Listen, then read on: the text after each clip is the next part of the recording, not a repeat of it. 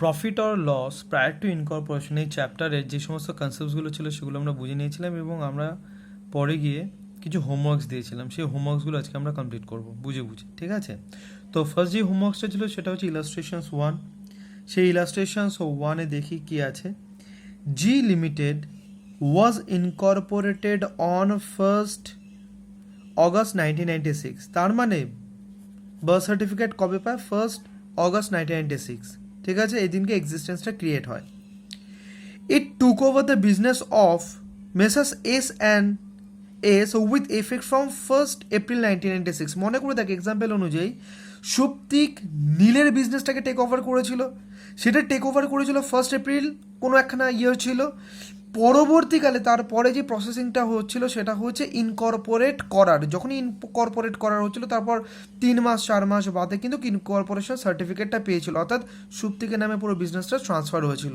তো বিজনেসটা take over কবে হয়েছিল? 1st April 1996। আর ইনকর্পোরেট হয়েছে কবে? 1st August 1996। তার মানে কতদিন বাদে? এপ্রিল, মে, জুন, জুলাই, আর এখানে তো অগস্টের স্টার্টিং, তার মানে 4 মাস বাদে এটা ইনকর্পোরেট হয়েছে। তাহলে এটা আমরা খুব আস্তে আস্তে বুঝবো যেহেতু প্রথম অঙ্ক।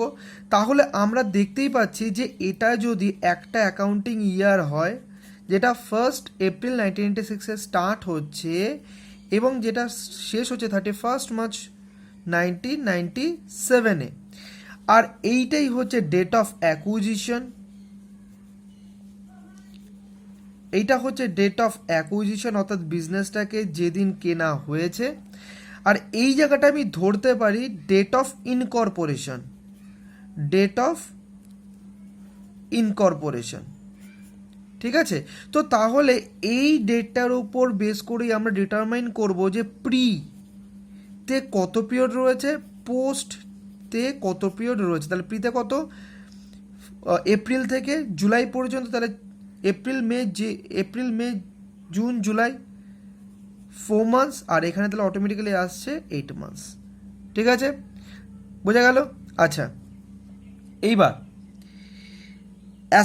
Ascertain the profit prior to incorporation বলছে এই যে প্রায়ার পিরিয়ডটা রয়েছে সেই প্রায়ার পিরিয়ডে তাহলে প্রফিটটা কত হচ্ছে সেটা অ্যাসার্টেইন করো। And the profit after incorporation from the following figures related to the year ending 31st March 1997। এবার যখন একটা বছর শেষ হচ্ছে 31st মার্চ 1997, তাহলে প্রায়ার পিরিয়ড আর পোস্ট পিরিয়ডের যে প্রফিটটা হচ্ছে সেটা ডিটারমাইন করে দেখাও দেখি, ঠিক আছে? এবার দেখি কি আছে। Sale for the year was 60 lakhs। ওয়ার্কিংসগুলো আমি এখানটায় করবো যাতে তোদের বুঝতে সুবিধা হয়, ঠিক আছে? Sale for the years of rupees 60,000, তার মানে 60 লাখ, সরি। তার মানে এইখান থেকে স্টার্টিং থেকে এন্ড পর্যন্ত এই যে পুরো বছরটা রয়েছে সেই বছরের টোটাল সেল কত? সেল হচ্ছে গিয়ে 60 lakhs, ঠিক আছে? Which included sale up to 1st August 1996 is rupees 25 lakhs। তার মানে এইখান থেকে এতটা পুরো বছরের সেল হচ্ছে 60 lakhs, আর প্রি পিরিয়ডের সেলটা হচ্ছে গিয়ে 25 lakhs, 25 lakhs। তাহলে আমরা যদি 60 lakhs থেকে 25 lakhsটা মাইনাস করে দিই তাহলে বেরিয়ে আসবে যে তাহলে পোস্ট পিরিয়ডে সেলসটা কত, দ্যাট ইজ 35 lakhs। আর এখান থেকে দেখ আমরা অনায়াসে সেলস রেশিওটা কিন্তু পেয়ে গেলাম যেটা হচ্ছে 25:35। এটাকে আমরা কি করতে পারি? 5:7, ঠিক আছে? আর এখান থেকে আমরা টাইম রেশিওটা পেয়ে গেলাম। টাইম রেশিও কত? অঙ্কটার অ্যাপ্রোচ কী করতে হবে সেটা আমি বলছি, কিন্তু আগে জাস্ট ওয়ার্কিংসগুলো করে নিই যাতে নাকি তোদের জিনিসটা মুভ করতে সুবিধা হয়। তাহলে 4:8, তাহলে কত আসছে? 1:2, ঠিক আছে? তাহলে এখান থেকে আমরা টাইম রেশিও পেয়ে গেলাম আর এখান থেকে আমরা কী পেয়ে গেলাম? সেলস রেশিওটা পেয়ে গেলাম। অনেক অঙ্কে দেখবি সেলস রেশিওটা একটু কমপ্লিকেটেড ওয়েতে দেওয়া থাকবে, সেখান থেকে সেই জিনিসটাকে সিম্পলিফাই করে আমাদের বার করে নিতে হবে। তারপর কি আছে? Gross profit for the year was 18 lakhs। এটা কেন দিয়েছে? ওই যে আমরা যখন জিনিসটাকে বুঝছিলাম তখন ছিল না যে আমরা ট্রেডিং অ্যাকাউন্টের যে সমস্ত আইটেমগুলো রয়েছে সেগুলোকে আলাদাভাবে আর কনসিডার করবো না। আমরা কি করব? ট্রেডিং অ্যাকাউন্টে যত আইটেম আছে তার যে একটা single output, that is gross profit, সেটাকে নিয়েই আমরা সেলস রেশিওতে ভাগ করে দেবো, তাহলেই হয়ে গেল। ট্রেডিং অ্যাকাউন্টের সমস্ত আইটেমসগুলো অ্যাডজাস্টমেন্টস হয়ে গেল, ঠিক আছে, কারণ ট্রেডিং অ্যাকাউন্টের মধ্যে যে আইটেমগুলো আছে সেগুলোতে অ্যাডজাস্ট হয়েই গ্রস প্রফিটটা বেরিয়ে আসে। ঠিক আছে, আচ্ছা next, the expenses debited to profit and loss account were as follows. এবার যে সমস্ত এক্সপেন্সেসগুলো প্রফিট অ্যান্ড লস অ্যাকাউন্টে ডেবিট হয়েছে সেগুলো দিয়ে দিয়েছে।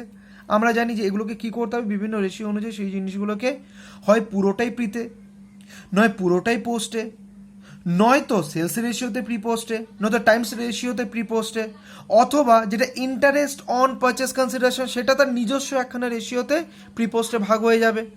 ঠিক আছে, তাহলে এবার আমরা দেখি কি রেন্টটা কি ফিক্সড নেচারের একটা এক্সপেন্সেস, তো যার ফলে একটা টাইম, আজকে যেগুলো ফিক্সড হয় তো সেগুলো হচ্ছে টাইম বেসড এক্সপেন্সেস, সেগুলো সময়ের উপর নির্ভর করে। তাহলে এখানে আমরা একটু ছোট্টর উপর লিখে রাখি টাইম। স্যালারিজ আমরা এখানে ধরে নিচ্ছি যে স্যালারিটা হচ্ছে গিয়ে ফিক্সড এমপ্লয়িজদের, তাহলে এটাও টাইম বেসড, কাজ হোক চাই না হোক তাদেরকে স্যালারিটা পে করতেই হবে। তারপর কি ডিরেক্টর ফিজ, এই ডিরেক্টর ফিজটা কি, দেখ ভালো করে শুনবি। আজকে ডিরেক্টর বলতে বোঝায় একটা কোম্পানির ওনার, অর্থাৎ যে নাকি যত ওনার্স আছে তাদের রিপ্রেজেন্টেটিভ হয়ে সে পুরো বিজনেসের ফাংশনসগুলোকে করে। এবার একটা জিনিস খেয়াল করে দেখ, ডিরেক্টর ফিজ আজকে যখন সুপ্তিক 1 এপ্রিলে নীলের থেকে বিজনেসটাকে কিনেছিল তারপর থেকে কিন্তু সুপ্তিক মাথা লাগানো স্টার্ট করেছিল এবং সেই অনুযায়ী বিজনেসটা চলছিল, কিন্তু তখনও ওর কিন্তু পরিচিতি ডিরেক্টর হয়নি, কারণ এখনো পর্যন্ত যেই বিজনেসের নাম বা বিজনেসের ওনারশিপ সেটা কিন্তু সুপ্তিকের কাছে এখনো ট্রান্সফার হয়ে আসেনি। তাহলে সুপ্তিকের কাছে যদি ট্রান্সফার হয়ে না আসলো তাহলে সুপ্তিক ডিরেক্টর হবে কিভাবে, কথাটা বুঝতে পারলি? তো তার মানে ডিরেক্টরটা তখনই হতে পারবে যখন নাকি সেই বিজনেসটা তার নামে হবে, তারপরেও কি করবে, সেইখানে আরওসি রেজিস্টার অফ কোম্পানি তার কাছে ফাইল করবে যে আমি এই বিজনেসের ডিরেক্টর, এবার এই বিজনেসে আমি সমস্ত ডিসিশনসগুলো বিজনেসটাকে কন্টিনিউ করব। তার মানে ডিরেক্টর ফিজ যেটা, এটা পুরোটাই হচ্ছে কিন্তু পোস্টের, কারণ ডিরেক্টর তখনই হবে যখন নাকি ইনকর্পোরেট হবে, তার মানে সুপ্তিকের নামে সেটা কনভার্ট হবে, তো তখনই তো সুপ্তিককে ডিরেক্টর হিসাবে স্ট্যান্ড করানো যাবে। এবং বিজনেস তারপর সুপ্তিককে যে ফিজটা দেবে, যেহেতু ডে টু ডে বিজনেসের বিভিন্ন ধরনের ডিসিশনসগুলো নিতে হয়, তো সুপ্তিক যখন সেই ধরনের ডিসিশনসগুলো নেবে অ্যাজ এ ডিরেক্টর, তখন বিজনেস কি করবে, ওকে ফিজ পে করবে। তো তার মানে ডিরেক্টর ফিজটা হচ্ছে পুরোটাই পোস্ট। ঠিক আছে, এটা কি ইন্টারেস্ট অন ডিবেঞ্চার, তো যখন সুপ্তিকের নামে বিজনেসটা হবে তখনই তো সুপ্তিক ডিবেঞ্চারটাকে ইস্যু করতে পারবে, তো যার ফলে এই ডিবেঞ্চারের এক্সিস্টেন্স যদি আফটার ইনকর্পোরেশন হয় তাহলে এটার উপর যে ইন্টারেস্টটা দিতে হবে সেটা হচ্ছে আফটার ইনকর্পোরেশনের একটা এক্সপেন্সেস। ঠিক আছে, এটা পোস্ট। নেক্সট কি অডিট ফিজ, এ দেখ অডিট ফিজ, এবার বিজনেসের ধর আমাকে অডিট করার জন্য সুপ্তিক ডেকেছে, এবার কি সুপ্তি কখনো এটা বলতে পারবে যে দাদা তুমি শুধুমাত্র আমার নামে যেদিন বিজনেসটা ট্রান্সফার হয়েছে তারপর থেকে তুমি অডিট করবে, এটা কখনো হয় নাকি? বিজনেসটা তো সারা বছরেরই হয়েছে, তার মানে অডিটটা তো সারা বছরেরই হবে, বিজনেসটা তো সারা বছর হয়েছে, তাই যে পুরো ভেরিফিকেশনসটা হবে সেটা তো সারা বছরেরই হবে। তো সেই কারণে অডিট ফিজ কি করা হবে, টাইমের ওপর বেস করে স্প্রেড করে দেওয়া হবে, কারণ এইখানে 4 মাস, এখানে 8 মাস, কারণ আমি এখানে 4 মাসের অ্যাকাউন্টস দেখেছি আর এখানে 8 মাসের আমি অ্যাকাউন্টস দেখেছি, তো সেটা মিলেই হচ্ছে টোটাল 12 মাস, দ্যাট ইজ 1 ইয়ারের অ্যাকাউন্টস চেক করা বা অডিট করা। তো তার মানে এটা আমরা টাইমস রেশিওতে ভাগ করে দেবো। ঠিক আছে, এই ধরনের জিনিসগুলো একটু মাথার মধ্যে আনবি, কনসেপ্টসগুলোকে আনবি, কমন সেন্সগুলোকে অ্যাপ্লাই করবি, কারণ অডিট ফিজে কখনোই সেলস রেশিওতে অ্যাপ্লাই করতে পারবি না, কারণ সেলস হচ্ছে সেলস রিলেটেড, তো অডিটের সাথে সেলসের কী রিলেশন? আজকে যদি একটা বিজনেসে তোর লস হয়, যদি কোনো কাজই না হয় প্রথম দিকে, তা বলে কি সেই বছরের অডিট হবে না? ঠিক আছে, তো তার মানে এই অডিট ফিজটা হচ্ছে কি time. Discount allowed, sales ratio, এটা বুঝতেই পারছিস, কারণ ডিসকাউন্টটা সেলের ওপর বেস করে হয়, যখন যে সময় সেলস বেশি সেই সময় ডিসকাউন্টটাই বেশি দেওয়া হবে। ঠিক একইভাবে অ্যাডভার্টাইজমেন্ট যদি পরে গিয়ে পাও সেটাও একই, কারণ আজকে অ্যাডভার্টাইজমেন্টের সাথে সেলের একটা পজিটিভ রিলেশনস থাকে, যখনই অ্যাডভার্টাইজমেন্টের পেছনে খরচটা বেশি তখন অটোমেটিক্যালি সেই বিজনেসের যে প্রোডাক্ট সেই প্রোডাক্টের ডিমান্ডটা কিন্তু বাড়তে থাকে। এই জন্য বিভিন্ন কোম্পানিগুলি বড় বড় যে সমস্ত সেলিব্রিটিসরা রয়েছে তাদেরকে দিয়ে অ্যাডভার্টাইজমেন্ট করায়, যাতে নাকি আমাদের একটা সাইকোলজিক্যালি আমাদের উপরে একটা ইনফ্লুয়েন্স ক্রিয়েট করতে পারে। ঠিক আছে, তাহলে ডিসকাউন্ট অ্যালাউড এটাও সেলসের ওপর হবে। Depreciation time based. General expenses এটাও টাইম বেসড করে দেয়। Printing and printing and station তো সারা বছর ধরেই জেরক্স হচ্ছে, যেহেতু বিজনেসের নর্মাল অ্যাক্টিভিটিসগুলো হচ্ছে, তাহলে এইটাও time based. Advertisement sales based. Salesman commissions এইটাও সেলস বেসড, ঠিক আছে, কারণ সেলসম্যানস কমিশনস এরকম আমরা দেখতেই পাই যে যেই সময় যে সেলস ম্যানেজার রয়েছে তাকে বলা হয় যে তোমাকে আমি কমিশনসটা দেবো যেই মাসে তুমি যেরকম সেল করবে, তো স্বাভাবিকভাবে যেমন সেল তেমন তার কমিশনস।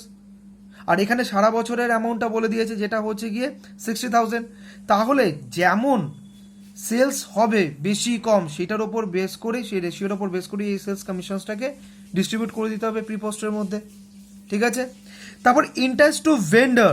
ভেন্ডার মানে কি, যে বিক্রি করেছে, on purchase considerations up to 1 October 1996। তার মানে ওই যে ব্যাপারটা যে ছিল যে সুপ্তিক নীলের থেকে বিজনেসটা কিনেছিল 30 না 300 crore সাথে সাথে পেমেন্ট করেছিল, বাদ বাকি যে 600 crore ছিল সেটা পরে গিয়ে পেমেন্ট করেছিল। তো যতটা পরে গিয়ে পেমেন্ট করেছিল সেই ততটা পরের ওপরে কিন্তু ইন্টারেস্টটা পে করতে হয়েছিল সুপ্তিককে।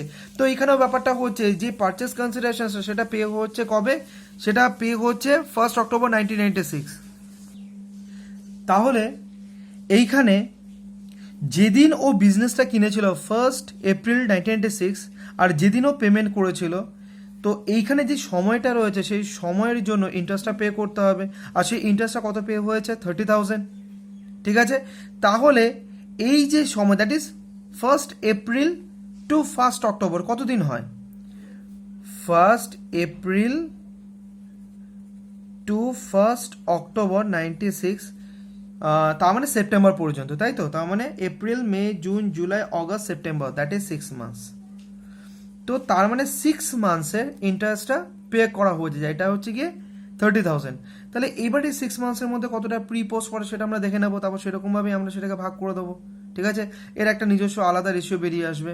আচ্ছা, নেক্সট কি, bad date including 6,000 up to 1 August 1996। এটা তো আমি ক্লিয়ারলি বলে দিয়েছি যে ব্যাড ডেট, তার মানে ব্যাড ডেট এই যে 60,000 তার মধ্যে যে 6,000 সেই 6,000টা হচ্ছে গিয়ে আপ টু 1 অগস্ট 1996, আর বাদ বাকি দ্যাট ইজ 10,000 সেটা হচ্ছে পরের পিরিয়ডে। তাহলে এটা ক্লিয়ারলি এমনি বলেই দিয়েছে, ঠিক আছে। এটাকে আর সেলস রেশিও, এখানে যদি কিছু না বলতো তাহলে আমি ব্যাড ডেটটাকে সেলস রেশিওতে ভাগ করে দিতাম। মানে এরকমভাবেই জিনিসগুলোকে না দিয়ে দেবে, তোকে একটুখানি বুঝে নিতে হবে, কমন সেন্সটাকে অ্যাপ্লাই করে তারপর সামসটাকে করে নিতে হবে। তো এতটাই ইজি একটা সামস। এবার আমরা কি করবো, এই সামসটাকে এবার আমরা একটুখানি করবো, ঠিক আছে। তাহলে আমি এখানে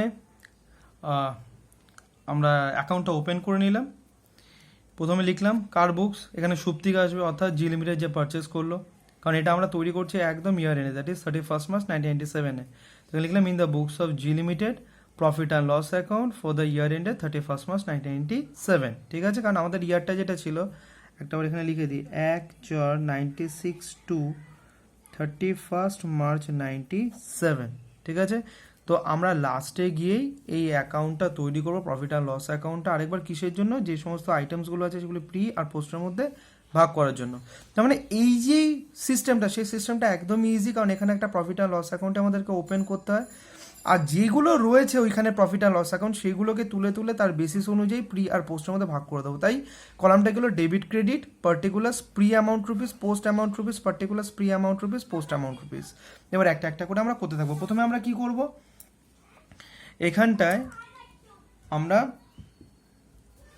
গ্রস প্রফিটটাকে ভাগ করে দেবো, তাই না। প্রফিট আর লস অ্যাকাউন্টটা তো ফার্স্টে গ্রস প্রফিট দিয়েই আমরা ভাগ করি। তাহলে গ্রস প্রফিটটা কি আছে, তোর এখানে বলে দিয়েছে যে gross profit for the year was 18 lakhs। আচ্ছা, এইটা যখন আমরা করব তোরা কি করবি, মনে রাখবি যে আমাদেরকে না ওয়ার্কিং এ ঠিক এরকম একটা জায়গাতে আমাদেরকে লিখে রাখতে হবে, মানে এখানে তো একদম ক্লিয়ারলি মোটামুটি দিয়ে দিয়েছে, কিন্তু অন্যান্য সামসে একটু কমপ্লিকেটেড থাকবে, সেখান থেকে আমাদের সেলস রেশিও, টাইম রেশিও এই ধরনের জিনিসগুলোকে কিন্তু বার করতে হবে, ঠিক আছে। তো সেলস রেশিওটা কত আছে, সেলস রেশিও যেটা আমি বার করেছিলাম সেখান থেকে আমি দেখে বসিয়ে দিচ্ছি, সেটা হচ্ছে 5:7। টাইম রেশিওটা কত, টাইম রেশিওটা এখানে আমি বার করেছিলাম, সেগুলো আমি এখানে করতাম যদি আমি ওখানে না করতাম, তাহলে সেটা হচ্ছে 1:2, ঠিক আছে। তারপর আরেকটা কি, তারপর আমাদের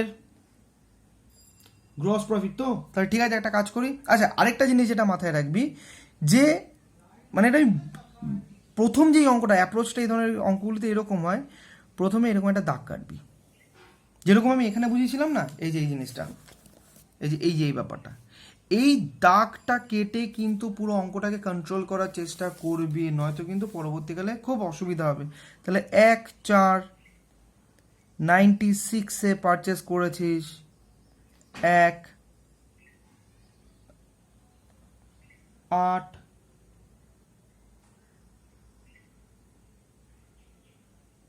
ঠিক আছে, ইনকর্পোরেট হয়েছে, আর এটা হচ্ছে 31 মার্চ 97। তাহলে এই জায়গাটার মধ্যে এগুলি সব মার্কিং করে রাখবি, তাহলে সুবিধা হবে যে 4 মান্থস, এটা হচ্ছে 4 মান্থস প্রি, আর এটা হচ্ছে 8 মান্থস পোস্ট। ঠিক আছে, তো সেখান থেকে আমাদের টাইম রেশিও কত এসেছিল, 1:2। এই জিনিসটা করা কিন্তু কম্পালসারি এই সামসটাকে হ্যান্ডেল করার জন্য। ঠিক আছে, এবার আমরা তাহলে কি করব, যে গ্রস প্রফিটটা রয়েছে সেই গ্রস প্রফিটটা আমরা কোন রেশিওতে ভাগ করব, সেলস রেশিওতে, তাই তো। এইখানে সেলস রেশিও লিখতে পারিস, অথবা যে সেলস রেশিওটা রয়েছে 5:7 সেটাও লিখতে পারিস। লিখে কি করব, আমরা প্রি আর পোস্টের মধ্যে ভাগ করে দেবো। কিভাবে ভাগ করব দেখাচ্ছি। আমরা টোটাল অ্যামাউন্ট কত হয়েছে গ্রস প্রফিটে, 18 lakhs, ঠিক আছে, ডিভাইডেড বাই দুটো মিলে কত আসছে 12, তা ডিভাইডেড বাই 12 ইন্টু কত 5, ঠিক আছে, 7,50,000। তাহলে এখানে হচ্ছে গিয়ে 7,50,000, ঠিক আছে। আর বাদ বাকি পার্টটা তাহলে কোথাকার, পোস্টে। তাহলে 7,50,000 একটা, আচ্ছা, ডিভাইডেড বাই 5 ইন্টু 7, তাহলে কত আসছে 1050, মানে 10,50,000, ঠিক আছে। আচ্ছা, তার মানে প্রথমে আমরা কি করলাম, যে গ্রস প্রফিটটা যেটা দিয়েছিল সেটাকে আমরা ফার্স্টে ভাগ করে দিলাম প্রি আর পোস্টের মধ্যে। তারপর কি করব, তারপর এক্সপেন্সেস যেগুলো রয়েছে, তাহলে এবার রেন্ট, এবার খুব ফাস্ট হয়ে যাবে। রেন্টটাকে আমরা কি করব, টাইম রেশিও, টাইম রেশিও এখানে লিখে দেবো। আর এখানে আমরা তো নিচে লেখাই আছে টাইম রেশিও কত, দ্যাট ইজ 1:2। তো এবার টাইম রেশিও অনুযায়ী রেন্টের অ্যামাউন্ট কত, রেন্টের অ্যামাউন্ট হচ্ছে 84,000, ঠিক আছে। তাহলে 84,000 ডিভাইডেড বাই, যেহেতু time ratio 1:2, that is divided by 3 into 1, 28,000, ঠিক আছে। আর তাহলে এই ডিভাইডেড বাই ইন্টু 2 করলে বাদবাকিটা বেরিয়ে আসবে 56,000। ব্যাস, আর কিচ্ছু নেই সামসটা। তাহলে রেন্ট হয়ে গেল, বা স্যালারি কর। স্যালারিস কত আছে, 1,50,000। এবার যে 1,50,000 রয়েছে সেই 1,50,000টা ভাগ করতে কোন রেশিওতে, তাও টাইম রেশিও, ঠিক আছে। তাহলে 1,50,000 যদি টাইম রেশিও কত, 1:2 তো, ঠিক আছে। তাহলে সেক্ষেত্রে 1,50,000 ডিভাইডেড বাই 1:2, তার মানে ডিভাইডেড বাই 3 ইন্টু 1, 50,000, এইটা হবে 50,000, আর এটা হচ্ছে 1 লাখ। আর কি আছে, ডিরেক্টর ফিজ, 2 ডিরেক্টর ফিজ। আর ডিরেক্টর ফিজটা পুরোটা, এগুলো সব বোঝানো হয়ে গেছিলো, পুরোটাই আসবে পোস্টে। তাহলে ডিরেক্টর ফিজ কত আছে, 38,000। এতটাই সহজ সামস। তারপর কি আছে, interest on debenture, interest on debenture, ঠিক আছে। এটা কোথায় আসবে, পুরোটাই আসবে পোস্টে, ঠিক আছে। এটার অ্যামাউন্ট কত, 30,000। আচ্ছা, নেক্সট কি আছে, অডিট ফিজ। আচ্ছা, এখানে একটা জিনিস আরেকবার একটু বোঝানোর আছে, অডিট ফিজ। দেখ, অডিট তো অনেক ধরনের হয়, একটা হয় ইন্টারনাল অডিট। ইন্টারনাল অডিট বলতে কি বোঝায়, যে সারা বছর ধরে তুই তোর কোম্পানির যে সমস্ত হিসেব নিকেশগুলো হয়েছে সেই হিসেব নিকেশগুলো ঠিকঠাক মতন হয়েছে কিনা সেটা দেখার জন্য অফিসেরই কাউকে দেখিয়ে দিলি এবং বললি যে তোমাকে আমি একটা কিছু আলাদা টাকা দিয়ে দেবো, মানে সেটা হচ্ছে একটা বিজনেস অর্গানাইজেশন তার নিজের যে অডিটটা করছে সেটাকে বলে অডিট, সেটাকে বলে ইন্টারনাল অডিট। এবার এই ইন্টারনাল অডিটের ক্ষেত্রে কী হয়, সারা বছরেরটাই করা হবে, অর্থাৎ ইন্টারনাল অডিটটা যদি করা হয় তাহলে সেটা এখান থেকে পুরো এতটুকুনি পর্যন্ত করা হবে, কথাটা বুঝতে পারলি। আর আরেকটা হয় স্ট্যাটিউটরি অডিট। স্ট্যাটিউটরি অডিট বলতে বোঝায় যেই কোম্পানি, সেই কোম্পানির যেই অপারেট করে ইনকামটা হয়েছে সেইটুকুনি সময়েরই শুধুমাত্র অডিটটা হবে, ভালো মতন মনে রাখবি ওগুলি। আচ্ছা একবার এখানে বুঝিয়ে দিই, তাহলে তোদের মাথার মধ্যে থেকে যাবে, আর এগুলো একটু নোট করে নিবি। এই যে অডিট, ভালো মতন, হ্যাঁ, এই অডিট মানে কি, যে কাজটা হয়েছে সেই কাজটাকে একবার চেক করে নেওয়া যে কাজটা ঠিকঠাক মতন হয়েছে কিনা। এই অডিট একটা হয় ইন্টারনাল অডিট। ইন্টারনাল অডিট বলতে যে একটা কোম্পানির ভেতরে যে কাজগুলো হয়েছে সেটা কোম্পানি নিজের কোনো একটা স্টাফকে দিয়ে বা বাইরের থেকে কাউকে অ্যাপয়েন্ট করে একবার যাচাই করে নিল যে ঠিকঠাক মতন হয়েছে কিনা। তো যখন ইন্টারনাল অডিট হবে তখন তো সত্যি কী করবে, সারা বছরটাকেও চেক করে নেবে, ঠিক আছে। তো ইন্টারনাল অডিটের ক্ষেত্রে তখন আমরা বেসিস কোনটাকে ধরবো, আমরা টাইমটাকে ধরবো, ভালো মতন টাইম রেশিওটাকে আমরা ধরে নেবো ইন্টারনাল যে অডিটটা সেইটার ফিজটাকে ডিস্ট্রিবিউট করার জন্য। আর যদি হয় স্ট্যাটিউটরি অডিট, এই স্ট্যাটিউটরি অডিট বলতে কি বোঝায়? স্ট্যাটিউটরি অডিট বলতে বোঝায় যেটা একটা কোম্পানিকে একটা নির্দিষ্ট সময় বাদে অডিট করতেই হবে। এই স্ট্যাটিউটরি অডিট হয় যে একটা কোম্পানি সে তার বিজনেস অপারেশনস করে কতটুকুনি প্রফিট করলো বা লস করলো সেটা যাচাই করার একটা পদ্ধতি। তার মানে এইখানে কিন্তু তখন আর সারা বছরের ব্যাপারটা আসবে না, কারণ সুপ্তিকের বিজনেসটা স্টার্ট কবে দিয়ে হয়েছে সেখান থেকে শুরু করে যেদিন গিয়ে অ্যাকাউন্টিং ইয়ারটা শেষ হচ্ছে। তার মানে যদি স্ট্যাটিউটরি অডিট হয় তো সেই ক্ষেত্রে কিন্তু আমরা কখনোই টাইম রেশিও করতে পারবো না, কারণ স্ট্যাটিউটরি অডিটের ক্ষেত্রে আমাদের যে অডিটটা হবে সেটা হচ্ছে গিয়ে যেদিন ইনকর্পোরেশন হয়েছে আফটার ইনকর্পোরেশন ডেট থেকে, আফটার ইনকর্পোরেশন ডেট থেকে আপ টু কবে, অ্যাকাউন্টিং ইয়ার এন্ড পর্যন্ত, অ্যাকাউন্টিং ইয়ার এন্ড এতটুকুনি পর্যন্ত সেই অডিটটা হবে। তার মানে পুরোটাই হচ্ছে কি কিসের, পোস্ট। এইবার তোদের মনের মধ্যে একটা প্রশ্ন আসবে যে তাহলে অডিট ফিজটা যদি আমাদের বলে দেয় তাহলে সেটা কোন অডিট ফিজের ক্ষেত্রে আমরা ধরবো, ইন্টারনাল অডিটের ক্ষেত্রে নাকি স্ট্যাটিউটরি অডিটের ক্ষেত্রে, সেটা তোদের ওপর। তো বেস্ট হচ্ছে আমরা এমন একটা জিনিস ধরবো যেখানে নাকি আমাদের কম্পিউটেশনসের ঝামেলাটা কমে যায়। এই জন্য কী ধরা হবে, বেস্ট স্ট্যাটিউটরি অডিট ধরে পুরোটাকে পোস্টে খাইয়ে দিবি, কারণ আবার ইন্টারনাল ধরে টাইম রেশিওতে আবার ভাগাভাগি করার একটা ঝামেলা থাকে, বেকার ওটার দরকার নেই। সময় বাঁচানোর জন্য স্ট্যাটিউটরি অডিট হিসেবে ধরে নিবি এবং পুরো অডিট ফিসটাকে পোস্টে এন্ট্রি করে দিবি, ঠিক আছে। যদি অসুবিধা একবার ফোনে জিজ্ঞাসা করে নিবি এগুলো। তাহলে অডিট ফিস কত আছে, 15,000, ঠিক আছে। নেক্সট কি, নেক্সট হচ্ছে ডিসকাউন্ট অ্যালাউ। তাহলে এটা কি রেশিওতে হবে, এক্স্যাক্টলি সেলস রেশিওতে, ঠিক আছে। এখানে সেলস রেশিও লিখতে পারিস, আবার যে রেশিওটা সেটাও লিখে দিতে পারিস। তাহলে এখানে ডিসকাউন্ট অ্যালাউডের অ্যামাউন্ট কত, ডিসকাউন্ট অ্যালাউডের অ্যামাউন্ট হচ্ছে গিয়ে 36,000, ডিসকাউন্ট অ্যালাউড 36,000, আর তার রেশিও হচ্ছে গিয়ে সেলস রেশিও হচ্ছে 5:7। তাহলে 36,000 ডিভাইডেড 5 সাথে 12, 12 ইন্টু 5, দ্যাট ইজ 15,000। এখানটায় কর 15,000 আর ওটা ছিল হচ্ছে 36, তাহলে এখানটায় আসবে 21 ডিভাইডেড বাই 5 ইন্টু 7, তারপর করে নিই, হ্যাঁ 21,000, ঠিক আছে। নেক্সট ডেপ্রিসিয়েশন, ডেপ্রিসিয়েশন টাইমের ওপর বেস্ট করে হবে, ঠিক আছে। কাজ চলুক চেয়ে না চলুক, ডেপ্রিসিয়েশন এগুলো তো ফিক্সড ইন নেচার, এগুলি তো হবেই, ঠিক আছে। তোর একটা কাজ করতে পারিস, এক লাইন করে গ্যাপ দিতে পারিস, তাহলে অনায়াসে সেই ধরনের সেলস রেশিওগুলো নিচে লিখতে পারবি, ঠিক আছে। তাহলে ডেপ্রিসিয়েশন অ্যামাউন্ট কত, ডেপ্রিসিয়েশন অ্যামাউন্ট হচ্ছে 2,40,000, আর টাইম রেশিও কত, টাইম রেশিও হচ্ছে 1:2, ঠিক আছে। তাহলে 2,40,000 ডিভাইডেড বাই 3 ইন্টু 1, 80,000, আর 2,40,000 থেকে যদি 80,000 যায় তাহলে থাকে কত, 1,60,000, ঠিক আছে। নেক্সট কি, ডেপ্রিসিয়েশন হয়ে গেল জেনারেল এক্সপেন্স, জেনারেল এক্সপেন্স।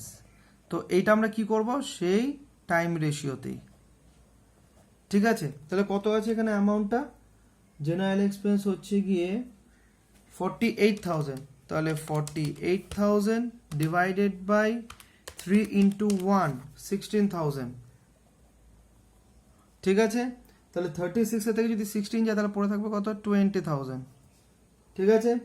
আচ্ছা নেক্সট কি, প্রিন্টিং আর স্টেশনারি, তাও টাইম, প্রিন্টিং অ্যান্ড স্টেশনারি। এখানে এবার আমি একটু রেশিওগুলো লিখি, তাহলে সবই একেবারে কভার হয়ে যাবে, সমস্ত সিস্টেমসগুলি তাদের মাথায় থাকবে। তাহলে প্রিন্টিং অ্যান্ড স্টেশনারিতে কত, 1,80,000, ঠিক আছে।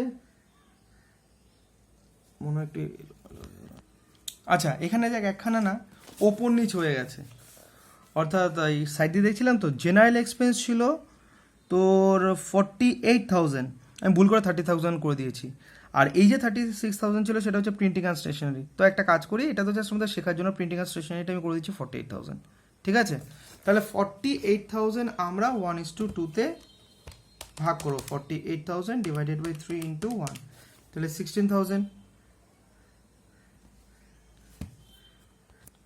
ও না না, এখানে 16,000 ছিল, এখানে 48,000ই ধরেছিলাম। তাহলে 48,000 থেকে যদি 16,000 যায়, এখানে আসবে 32,000, ঠিকই ছিল। আচ্ছা, এবার এখানে কত, তাহলে 36,000টাকে আমরা ভাগ করবো, তাহলে 36,000 ডিভাইডেড বাই 3 ইন্টু 1, 12,000, ঠিক আছে? আর তাহলে পড়ে থাকবে কত, 36,000 মাইনাস 12,000 হচ্ছে 24,000, ঠিক আছে? নেক্সট কি আছে, অ্যাডভার্টাইজমেন্ট। তাহলে অ্যাডভার্টাইজমেন্টটা আমরা কি করব, সেলস রেশিও, বা আমরা এখানে লিখে দেবো 5:7। অ্যাডভার্টাইজমেন্ট এখানে কত আছে, 1,80,000, হ্যাঁ। তাহলে 1,80,000 ডিভাইডেড বাই 12 ইন্টু 5, 75,000। আর 1,80,000 থেকে 25,000 মাইনাস করলে আসে 105,000। তাহলে এটা হয়ে গেল। এইবার আসছে কি, salesman commissions, salesman commission, to salesman commission, ঠিক আছে? এটা আমরা কোন রেশিওতে, সেই সেলস রেশিওতে, তাহলে 5:7। সেলসম্যান কমিশনস অ্যামাউন্ট কত, 60,000, তাহলে 60,000 ডিভাইডেড বাই 12 ইন্টু 5, 25,000, ঠিক আছে? আর ডিভাইডেড বাই 5 ইন্টু 7, এটা হচ্ছে 35,000। নেক্সট আর কি আছে, নেক্সট হচ্ছে সেলসম্যান কমিশনস হয়ে গেল। Interest to vendor on purchase considerations. এবার ইন্টারেস্ট আবার ভালো মতন দেখ, এইখানে যেটা আমরা কম্পিউট করেছিলাম আর কি, যে এই জায়গাটায় আমরা কম্পিউট করেছিলাম না, যে 6 মান্থসের ইন্টারেস্ট পে করতে হয়েছে, ইন্টারেস্ট অন পারচেজ কনসিডারেশনস, এটার জন্য। তাহলে 6 মান্থসের মধ্যে কতটুকুনি প্রি, কতটুকুনি পোস্ট, দেখ এখানে তোদের আমি দেখিয়ে দিই, যেহেতু আমি ওপরে কম্পিউটেশনসটা করেছিলাম। তাহলে 4 এই সেপ্টেম্বর পর্যন্ত, তার মানে এইখানে অগাস্ট পর্যন্ত, এখানে জুলাই পর্যন্ত কভার হয়ে যাচ্ছে, জুলাই পর্যন্ত, তার মানে এপ্রিল মে জুন জুলাই, এখানে 4 মাস। আর এই 6 মাসের মধ্যে 4 মাস যদি প্রিতে আসে, তাহলে 2 মাস পোস্টে। তার মানে রেশিও কি আসছে, এইটার জন্য ইন্ডিভিজুয়াল রেশিও আসছে 4:2, দ্যাট ইজ 2:1, ঠিক আছে? ঠান্ডা মাথায় করবে, আর কিচ্ছু নেই বলি। তাহলে এখান থেকে অ্যামাউন্ট কত, 30,000, এখানে একবার লিখে দিই, to interest on PC purchase considerations, ঠিক আছে? আর এখানে কত লিখবো, 2:1, তাহলে অ্যামাউন্ট কত, 30,000 ডিভাইডেড বাই 3 ইন্টু, প্রথমে 2, 30,000 divided by 3 into 2, that is 20,000, এখানে 20,000, আর এখানে আসছে তাহলে 10,000, ঠিক আছে? আর কি বাকি আছে আমাদের, আর বাকি আছে ব্যাড ডেট ইনক্লুডিং, এটা তো পুরো গিভেন, মানে কতটুকুনির কতটা সেটা বলে দিয়েছে। তার মানে এখানে বলেছে যে প্রি আপ টু প্রি 6,000, আর total amount of bad debt হচ্ছে কি 16,000, তাহলে এখানে এসে পড়বে 10,000। তাহলে যত পোস্টিং করা ছিল সেগুলো আমার পোস্টিং হয়ে গেল। এবার আমরা কি করবো, ব্যালেন্সটা বার করবো, সেই ব্যালেন্সটা আমি বার করে তারপর তোদেরকে দেখিয়ে দিচ্ছি। আচ্ছা দেখ, আমরা এটা করে ফেললাম যোগ। কি করলাম, এই যেমন আমরা ব্যালেন্স বার করি আর কি, আগে একটু যোগ করে দেখে নিবি যে কোন পাশটা বেশি আসতে পারে, কারণ গুডউইলও তো এদিকেও তো উল্টো দিকেও আসতে পারে। আর তাহলে আমি কি করলাম, এখান থেকে মোটামুটি একবার যোগ করে নিলাম, এই পাশটা দেখলাম যে না এইটাই বেশি আসছে, তাহলে 7,50,000 এখানে আমি করলাম। তারপর যেই সমস্ত আইটেমসগুলো ছিল প্রিয়ের ডেবিট সাইডে, সেগুলোকে মাইনাস করলাম, মাইনাস করার পর দেখছি যে ক্রেডিট ব্যালেন্স আসছে। তাই আমি কি করলাম, যে আগের দিন আমরা বোঝানোর সময় করেছিলাম যে ওপর নিচ করতে, তাই ক্যাপিটাল রিজার্ভ বলে এখানে লিখে সেই 4,23,000 এখানটা লিখে দিলাম, ঠিক আছে? আর এইখান থেকে একইভাবে 10,50,000 এটা আমি যোগ করে দেখে নিয়েছিলাম যে এই পাশটাই বেশি আসছে, তাহলে 10,50,000 এখানে লিখলাম, এটাও 10,50,000, এখান থেকে মাইনাস করলাম, টু নেট প্রফিট বলে এখানে লিখলাম। আচ্ছা, একটা জিনিস এটার সাথে বলে রাখা দরকার আছে তোদের, এটা কখনোই ভাববি না যে আজকে কোশ্চেনের মধ্যে যদি নেট প্রফিট থাকে, তার মানে ক্রেডিট ব্যালেন্স যদি থাকে, তাহলে যখন আমরা এই সামসটা করব তাহলে দুটো ব্যালেন্সই এই দিকেই আসবে না। প্রিয়ের ক্ষেত্রে হয়তো সেটা লস হতে পারে, আবার পোস্টের ক্ষেত্রে সেটা হয়তো লাভ হতে পারে। তো যাই হোক, তোরা তোদের মতন করে করবি। যদি এইদিকে ব্যালেন্স আসে তাহলে তো আমরা জানি গুডউইল, আর এখান থেকে হচ্ছে by loss, by goodwill by loss, আর যদি এইদিকে আসে তাহলে ক্যাপিটাল রিজার্ভ আর নেট প্রফিট। কিন্তু তোরা বুঝে শুনে করবি, ঠিক আছে? তো এইখান থেকে আমরা আমাদের যে ফার্স্ট হোমওয়ার্কটা ছিল সেটা আমরা কমপ্লিট করলাম, এবার সেকেন্ড যে হোমওয়ার্কটা ছিল সেটা আমরা ডিসকাশনসের মাধ্যমে কমপ্লিট করব, ঠিক আছে?